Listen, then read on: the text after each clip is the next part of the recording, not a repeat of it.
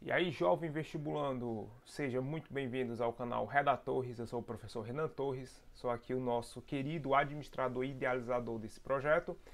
Esse é o nosso primeiro vídeo do projeto Enem Chego Junto, Chego a Mil, né? Um projeto do governo do estado do Ceará, que lançou uma série de 5 ou 6 temas, não lembro exatamente o número, para que os alunos possam produzir e participar desse projeto de redação.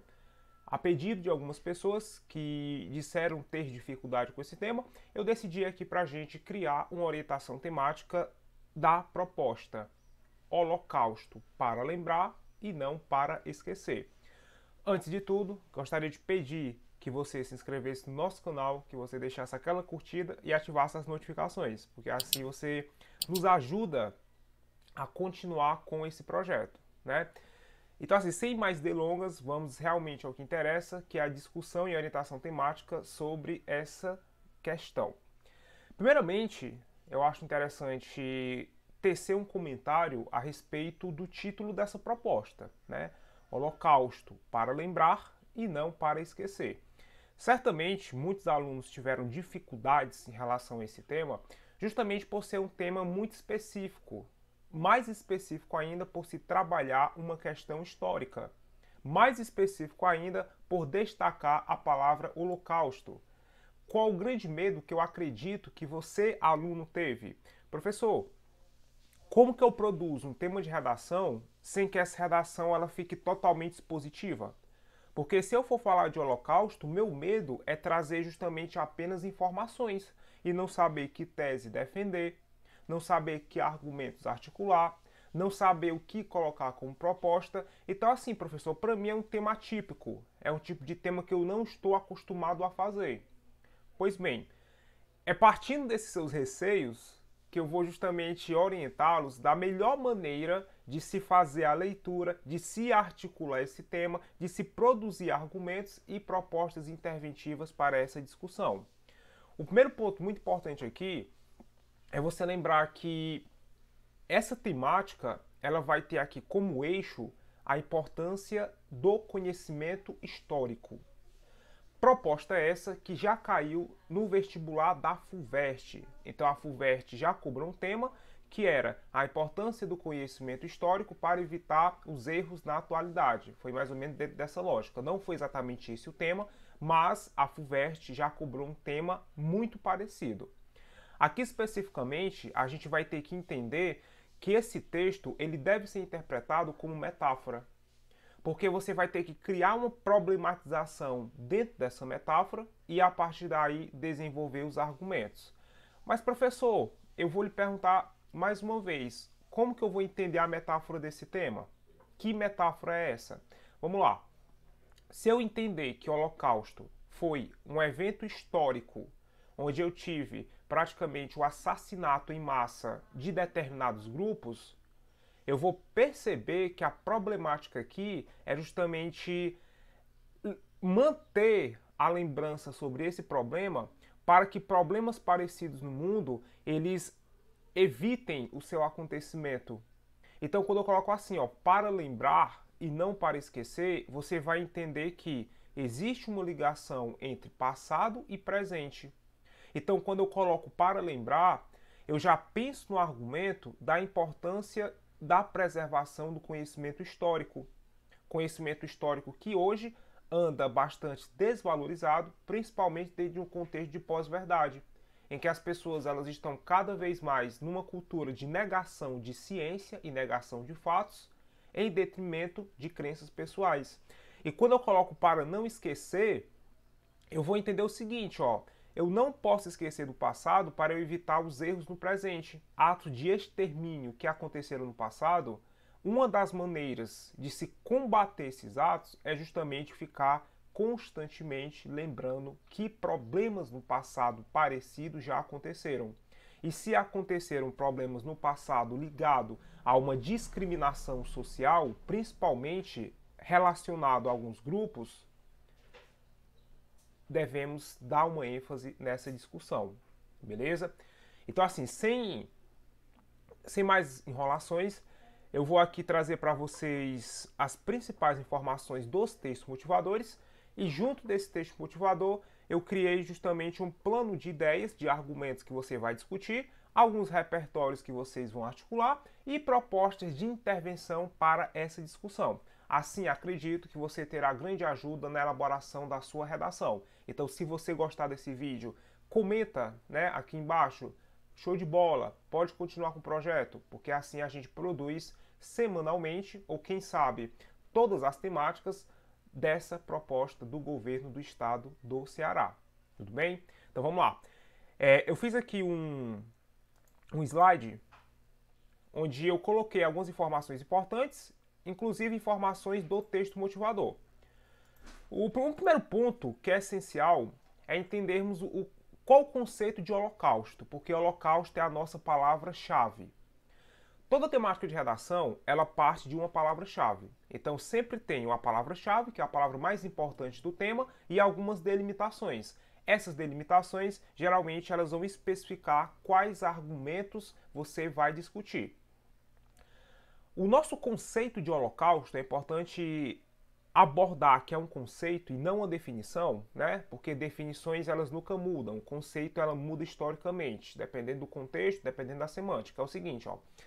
A palavra holocausto tem origem grega, né? Holocaustos, e latina holocaustum. E na história antiga nomeava o sacrifício religioso de animais pelo fogo. Então você percebe o que? Etimologicamente, né? O que é etimologicamente, professor? Etimologicamente é o conceito histórico. A palavra holocausto está ligada a sacrifícios. Então ela já tem uma semântica negativa, já tem uma semântica ligada à morte. Olha a importância da semântica da palavra. Então sempre que eu penso em holocausto, eu vou entender que essa semântica é uma semântica negativa. Porém, após a Segunda Guerra Mundial, o termo ganhou um novo significado, ou seja, eu tive um evento histórico que mudou o significado da palavra. Olha a importância de fatores históricos e como que elas vão influenciar até mesmo a semântica das palavras. O que significa holocausto hoje? Qual o nosso conceito contemporâneo? Homicídio metódico de grande número de pessoas, especialmente judeus e outras minorias étnicas, executado pelo regime nazista. Cara, homicídio de grande número de pessoas. Por quê? Porque eram judeus e pertenciam a determinadas minorias. E isso foi executado pelos nazistas, né? Nazistas que, considerando-se superiores, vão criar prática de exclusão de grupos os quais não se enquadram em sua, vou botar entre aspas, genética. É um povo que achava que geneticamente era superior aos demais povos, né? A raça perfeita, a raça superior. E isso me traz uma reflexão de que o Holocausto ele é resultado de quê? Ele é resultado de um processo de discriminação e um processo de exclusão social. Então é como se ele fosse o ápice da exclusão. Ele fosse o ponto maior do qual o ser humano ele pode chegar em atos discriminatórios, que é que ato? Você matar o próximo por ser diferente. Então, quando a proposta traz, por que nós vamos discutir o Holocausto? Porque o Holocausto é o último ponto, é o ponto extremo que um grupo, que uma sociedade pode chegar quando se fala em preconceito. Se hoje pessoas que desconhecem esse fator histórico e têm comportamentos discriminatórios, eu devo me preocupar com a educação que essa pessoa recebeu. Será que essa pessoa ela tem noção de história? Será que ela conhece esse fator histórico? Porque ela está praticando atos que historicamente, apesar de terem sido apoiados em leis, é uma prática apoiada na legislação do Estado alemão nazista. Então é por isso que eu trago até uma reflexão, cuidado. Nem sempre aquilo que se faz dentro da lei reflete o certo e o errado. Nem sempre aquilo que se faz dentro da lei reflete o certo e o errado. E os nazistas, ao cometerem esses atos, né, de discriminação, de exclusão, de assassinato, eles tinham uma percepção que para eles aquilo era certo. E por que será que eles tinham essa percepção de que aquilo era certo? porque culturalmente foi imposto a eles, né, que aquele comportamento era um comportamento adequado. Discussão essa que vai acontecer dentro do livro da Hannah Arendt, Banalidade do Mal, que daqui a pouco a gente vai discutir um pouco a respeito, beleza? Então o nosso conceito de holocausto, ele está eventualmente ligado a um fator histórico, a um acontecimento histórico. Nisso eu peguei os textos motivadores, que trabalham o seguinte: eu fiz um resumo, né, acabei não trabalhando assim de forma integral esses textos motivadores. O texto motivador 1, ele era baseado justamente em um fato contemporâneo. Ó. Universidade investiga a apologia ao nazismo, traz uma discussão sobre o neonazismo, sobre a persistência do nazismo no século XXI. Ou seja, nazismo foi um evento que aconteceu, né, que aliás, que iniciou-se, porque ainda acontece, que iniciou-se lá no século XX, que teve aí como das suas grandes marcas o Holocausto, mas que hoje ainda tem adeptos. A reitoria da Universidade Federal do Rio de Janeiro apura denúncia do Diretório Central Estudantil de apologia ao nazismo, né, que teria ocorrido na sede da entidade estudantil por pessoas que não integram o diretório. Cara, o nazismo em ambientes universitários. Nazismo esse que vai acontecer principalmente em contraposição, às vezes, a questões ideológicas, a questão de crença. Quando eu falo de movimentos neonazistas, esses movimentos estão praticamente apoiados num sistema de crença. Essa crença vai contra aquilo que eu prego, então tem que ser exterminada. Esse é um pensamento neonazista. E você verifica que isso não acontece apenas na Europa. No Brasil, há movimentos nazistas, há movimentos neonazistas. E esses movimentos acontecem onde, professor? Principalmente em manifestações na internet. Então, hoje, como a internet ela possibilita uma maior movimentação, uma maior articulação de grupos, esses movimentos excludentes, esses movimentos que vão justamente ser totalmente opressores, eles ganham uma articulação muito grande na internet. Então, lá no tema, quando fala assim, ó, é para lembrar e não para esquecer. Esse esquecer vai trazer uma reflexão da contemporaneidade. Então, dentro do nosso contexto contemporâneo, é importante que eu lembre as consequências do nazismo, é importante que eu lembre o que foi o Holocausto, para evitar que pequenos holocaustos aconteçam no Brasil e em diversas partes do mundo. A importância do conhecimento histórico, a importância de combater movimentos totalmente opressores, a importância de desarticular determinados movimentos. É algo que nasceu no século XX, mas que ainda hoje, né, você encontra na sociedade, certo? O texto 2, proposto aí pela nossa proposta do Chego Junto, Chego a Mil, é uma recomendação e uma resenha do filme-livro O Menino do Pijama Listrado, que faz justamente, é um filme histórico, um ótimo filme, um excelente filme, que traz uma discussão de um menino que era filho de um alemão nazista e que se torna amigo de um judeu, né? Mas como são crianças, eles não têm essa percepção de visões de mundo diferente, de opressão, de política, de extermínio. Então ele traz uma representação da inocência. Você não nasce com comportamentos discriminatórios. E o filme reflete isso, né? Eu não quero falar um pouco sobre o filme, senão vou dar spoilers, mas é um filme excelente, é um livro excelente, né? Você pode usar como repertório para sua introdução, principalmente, e até mesmo como proposta, tá? Eu vou colocar uma proposta para vocês que reflete como que as ficções elas podem ajudar a discutir sobre essa questão, né, de problemas históricos. Então, ótimo filme, você usa como repertório na sua introdução, pode usar no desenvolvimento, não tem problema, mas você também pode colocar na sua conclusão. Mas como assim? Conclusão é proposta. Calma, daqui a pouco a gente vai falar como que você pode usar filmes na sua conclusão, tá? E o caso 3, o nosso texto fala lá, 2 dias depois do atentado em Suzano, no qual 5 estudantes, 2 funcionárias da Escola Estadual Raul Brasil e um comerciante foram mortos por 2 atiradores, a Polícia Civil passou a investigar 5 ameaças a colégios públicos do Distrito Federal.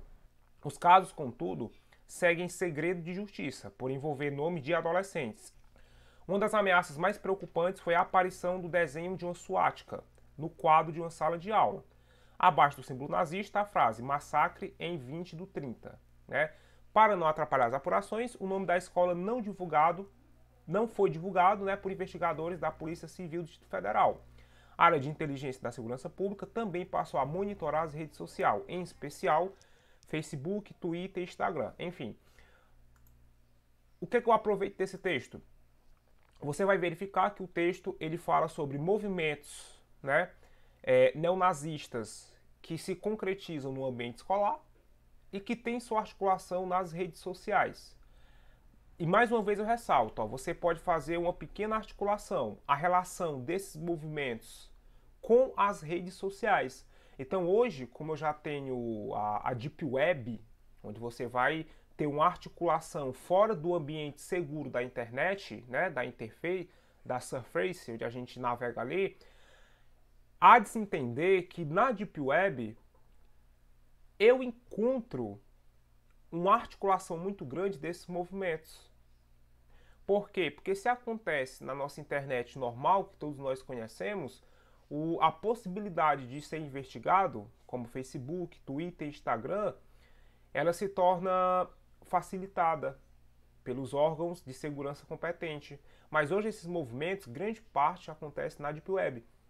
Até o nosso próprio atentado em Suzano, né, a polícia investigou e viu que teve toda uma articulação do garoto que fez o atentado justamente na Deep Web. Ele participava de grupos, né? Nesse grupo tinham fóruns onde eram justamente orientados como que se devem acontecer ataques, quais armas usar, onde encontrar, entre outros fatores. Então tem a importância de uma fiscalização maior dentro desses ambientes, justamente para evitar determinados acontecimentos como esses. O que é que os 3 textos nos trazem? Eles trazem informações sobre atos inspirados em movimentos nazistas, certo? Os 3 textos praticamente ressaltam isso. E por que que os textos ressaltam isso? Porque eles querem trazer aquela reflexão. Por que que eu devo conhecer fatores históricos como o Holocausto? Para evitar isso aqui. Então a ignorância do passado, ela pode articular no que vocês estão vendo nos textos motivadores. E após a leitura dos textos motivadores, a gente vai agora para um planejamento nessa redação do projeto Enem. Chego junto, chego a meu. Mais uma vez pedindo, se você ainda não se inscreveu no nosso canal, inscreva, ajude esse projeto, compartilhe com os amigos, comenta aí embaixo o que foi que você achou e aí a gente vai continuar com mais orientações temáticas. Vocês podem, inclusive, no meu canal, encontrar outros projetos de estudo de redação e até mesmo de língua portuguesa que irão ajudar o seu vestibular. Vamos lá. Argumentos que eu vou usar no tema Holocausto, para lembrar e não para esquecer. Separei 3 argumentos ligados à nossa discussão, onde você vai articular a importância do conhecimento histórico e evitar problemas ligados a esses acontecimentos históricos trágicos, como o Holocausto. Primeiro argumento, eu vou discutir pós-verdade. Eu vou ressaltar que no contexto de pós-verdade, professor, o que é pós-verdade?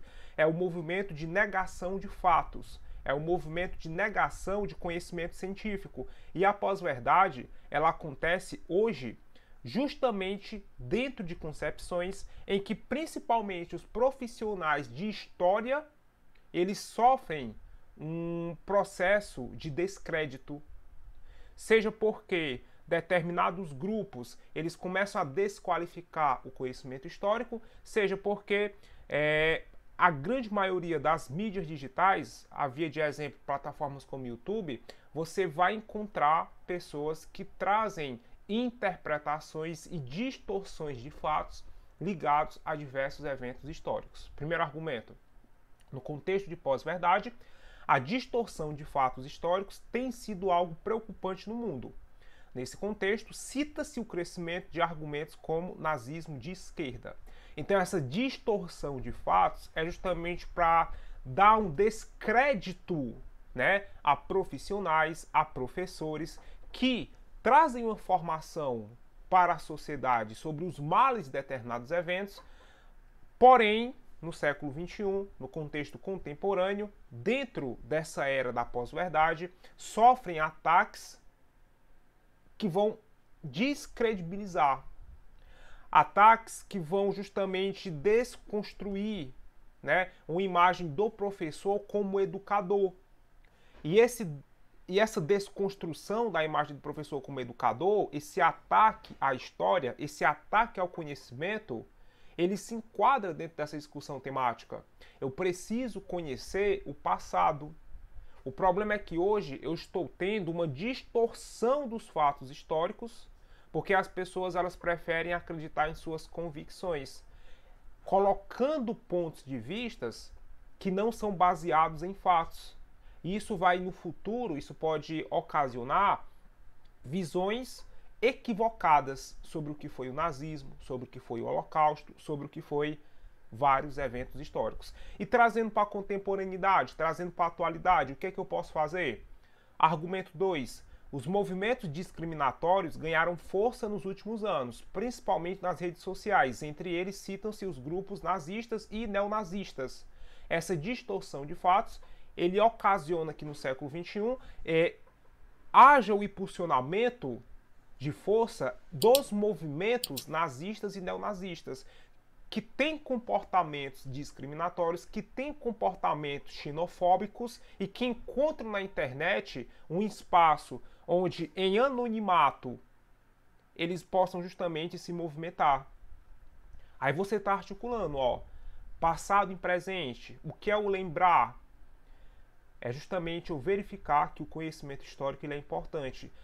O não esquecer, eu não devo esquecer para evitar o fortalecimento desses movimentos, para que não haja a naturalização desses movimentos. Um terceiro possível argumento, a desvalorização dos profissionais de história ocasiona o descrédito e a negligência de conhecimentos importantes, como o Holocausto. Ótimo argumento. Você vai dizer que os professores de história, os profissionais, a academia, o conhecimento acadêmico, ele tem sofrido um ataque de desvalorização. Aparentemente, parece ser mais fácil e mais cômodo eu me informar por youtubers, às vezes sem formação. Eu não estou criticando youtubers porque eu tenho bons youtubers, mas eu tenho que entender que nós devemos focar a nossa crença naquilo que tem embasamento científico e pesquisa, e não apenas em achismo ou pequenos textos de internet, porque hoje, no século XXI, os profissionais, principalmente profissionais de histórias, eles estão sofrendo uma desvalorização, eles estão perdendo voz, eles estão começando a ter descrédito no seu discurso acadêmico sobre estudos de história, né? Eu, particularmente, se fosse trabalhar dois argumentos, eu trabalharia tanto o argumento 1 como o argumento 2. Mas, sem problema algum, eu trocaria o argumento 2 pelo argumento 3. Porque se eu vou discutir o Holocausto, eu estou falando sobre conhecimento histórico. Isso é excelente para a minha redação. Então, 3 argumentos para você colocar no seu texto, beleza? Vamos lá. Repertórios.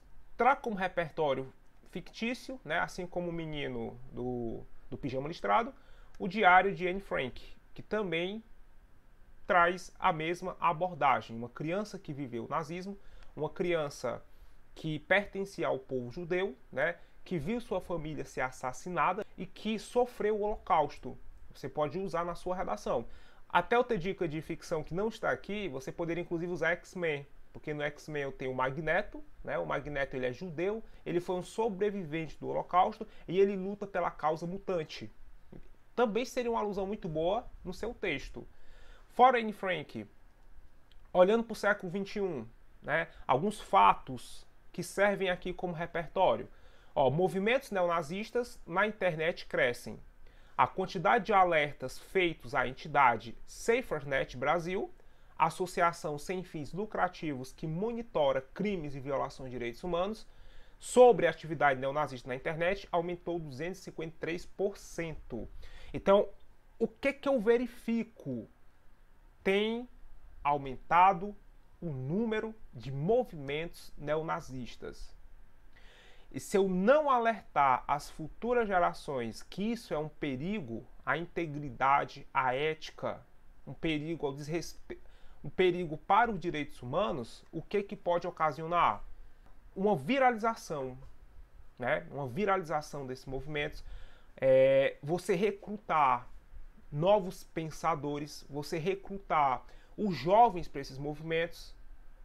Temos um papel muito importante de alertar a sociedade, de alertar as futuras gerações sobre os perigos desses movimentos. E um dos principais alertas é o conhecimento sobre história. Então a gente vai conhecer a história para não repetir os erros do passado. Pichações em representações chinesas no Brasil. Olha a xenofobia. No final de abril, o muro do consulado da China em Botafogo, no Rio de Janeiro, amanheceu pinchado com frases vírus comunista. Nosso contexto de coronavírus. Um movimento de xenofobia, de discurso de ódio em cima dos chineses.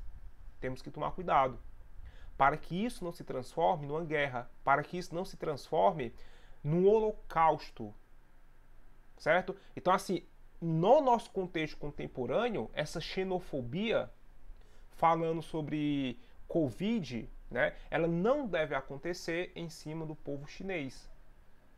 São repertórios da atualidade que vão implementar a sua redação. Chegamos então à nossa proposta de intervenção. O que fazer? O que devo colocar, professor, na minha proposta, na minha conclusão, para eu fechar aquela competência 5, para ficar com aquele 200? Vamos lá, 3 propostas para bombar a sua intervenção nessa temática sobre o Holocausto. Escolas, mídia e professores. Vamos começar pela escola. O que a escola pode fazer? A escola ela vai impulsionar debates, projetos escolares e educativos para conscientizar e educar a população a respeito de discriminação e movimentos intolerantes. Esses projetos podem estar articulados ao maior ensino histórico desses movimentos que foram discriminatórios e excludentes, e isso não vai se articular, não vai se restringir apenas no ambiente escolar, da escola para o povo, da escola para a sociedade.